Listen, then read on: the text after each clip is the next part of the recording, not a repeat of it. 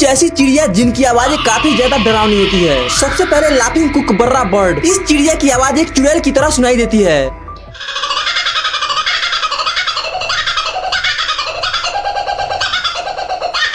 Number 2 पर आता है सुबील बर्ड। इस चिड़िया की आवाज सुनकर ऐसा लगता है कि कोई आतंकवादी आ गया है।